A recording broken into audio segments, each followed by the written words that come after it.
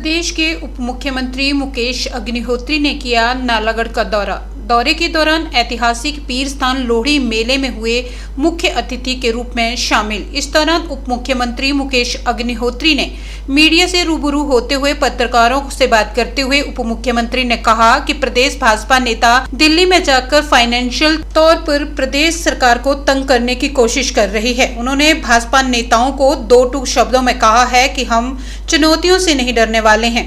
BJP जितनी मर्जी कर ले कोशिश और चाहे पैसों पर भी प्रतिबंध लगा ले, लेकिन हम हार मानने वाले नहीं हैं। जो स्थानीय जनता के साथ मनाने जा रहे हैं और यहाँ से आग्रह था कि मेले में आया जाए, तो उस कार्यक्रम के लिए उपस्थित हैं। सर, बद्दी बस स्टैंड के बारे में क्या बोलेंगे? अभी तो हम नालागढ़ में आए हैं और नालागढ़ की कोई बात करो। नालागढ़ का बस स्टैंड बन गया। नालागढ़ तो सर ऐसा है, इसकी हालत शुरू से खराब ही रही और ख़राब ही रहेगी सर। ये तो आपकी अपनी सोच हो सकती है, पत्रकार की सोच हो सकती है, लेकिन यहाँ पे जो है काम हुआ, जब से प्रदेश बना है उसके बाद काम हुआ, बहुत विकास की मंजिलें जो है नालागढ़ ने कायम की हैं। और हमारे यहाँ पे रिप्रेजेंटेटिव नालागढ़ के ठाकुर साहब यहाँ पे हैं हमारे साथ, और हमारे बद्दी से हमारे चीफ पार्लियामेंट्री सेक्रेटरी वो हमारे साथ हैं। बाबा हरदीप सिंह जी हमारे इंटक के प्रदेश के अध्यक्ष हैं, और ये सब लोग मिलके जो है ये इस बेल्ट में विकास के नए आयाम स्थापित कर रहे हैं। तो ऐसा तो नहीं है, बहुत काम हुआ है, और जो भी आगे बताया जाएगा उसको हम करेंगे। मैं तो अभी भी देख रहा हूँ पानी का बड़े स्तर पे काम दोनों कॉन्स्टिट्यूंसियों में चल रहा है, और अरबों में चल रहा है जो स्कीमें हैं। और मुझे तो जब हम पैसा रिलीज़ करते हैं तब हमें मालूम पड़ता है कि कहाँ क्या चल रहा है। तो मैं आपकी सोच से सहमत नहीं हूँ। हाँ, ठीक है, विकास की हमेशा गुंजाइश रहती है, जितनी मर्जी का काम कर लिया जाए, फिर नई डिमांड्स पैदा हो जाती हैं। लेकिन ये दोनों हमारा बॉर्डर एरियाज़ हैं, और हमारी जो यहाँ की चुनौतियाँ हैं उसमें नशे को जो है उस पर शिकंजा कसना, ये हमारा बहुत इस वक्त इस गवर्नमेंट का फोकस चल रहा है। और हमने एक साल के दौरान जो है प्रदेश में लगभग 1600 FIRs दर्ज की हैं, और 2200 आदमी हिरासत में लिया है, और 15 किलो चिट्टा हमने पकड़ा है।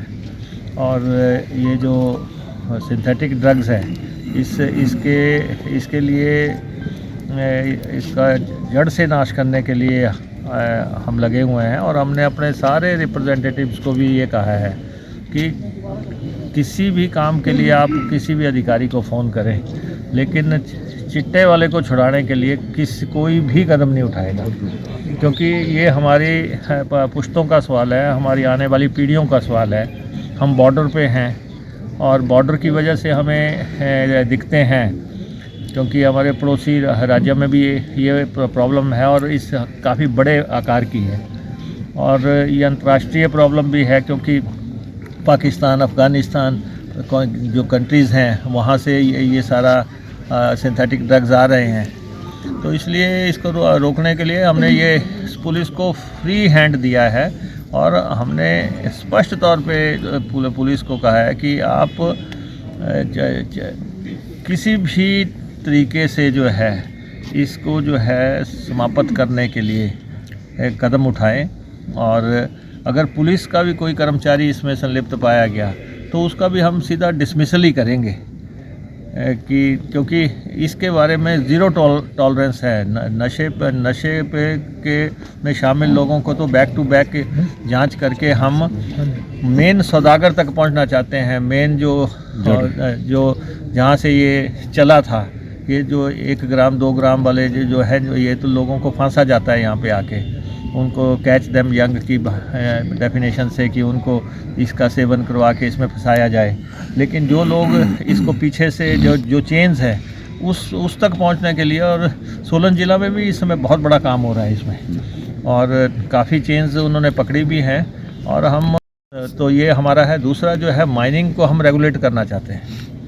माइनिंग ठीक है, पंचायतों को जो है सामग्री चाहिए, घरों के लिए चाहिए, डेवलपमेंट वर्क्स के लिए भी चाहिए, लेकिन एट द सेम टाइम जो है जिन लोगों ने जो है पूरे जो है सिस्टम को ही धराशायी कर रहे हैं जो लोग, उनसे हमारा है कि माइनिंग के रेगुलेशंस हैं। माइनिंग जहाँ होनी है वहाँ पे बुर्जियाँ लगनी हैं, वो एरिया आइडेंटिफाई होता है, उसमें कितने तक आप खोद सकते हो। तो इसलिए क्योंकि ये फिर एक बॉर्डर की वजह से एक समस्या है, तो ये यहाँ पे ऐसे मसले हैं।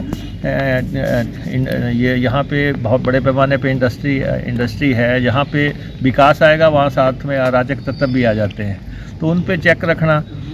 और ख़ास तौर पे इस एरिया में हमारी सबसे बड़ी ये भी चुनौती है कि हम एक्सीडेंट्स को रोकना चाहते हैं कि क्या किसी के घर का चिराग ना बुझे।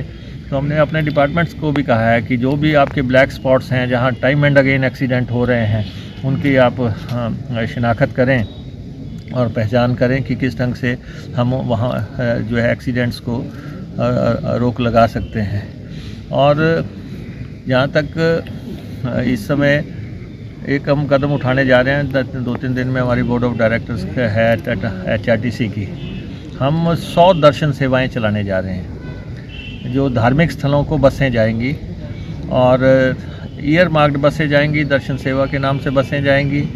और पंजाब के मुख्यमंत्री से भी हमारी बात हुई है, वो भी अपनी बसें यहाँ पे भेजना चाह रहे हैं, हम भी अपनी बसें भेजना चाह रहे हैं। हम बद्दी से अयोध्या बस शुरू करने जा रहे हैं। हम उसके बाद जो है धर्मशाला से अयोध्या बस शुरू करने जा रहे हैं, शिमला से अयोध्या शुरू करने, हमीरपुर ऊना से अयोध्या की बसेस हम भेजने शुरू करने जा रहे हैं। 100 बसेस हैं।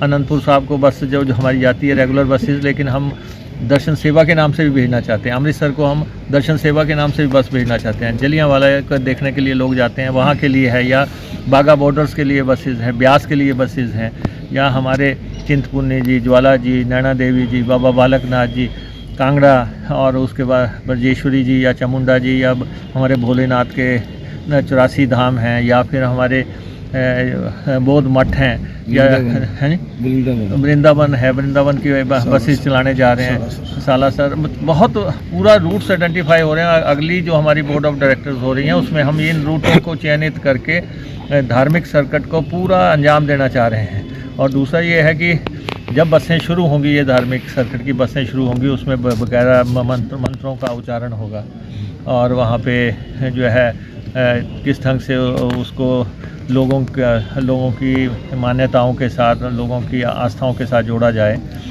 तो वो सब है। हरिद्वार को बसें चलानी हैं, तो कोशिश हो रही है, वो काम कर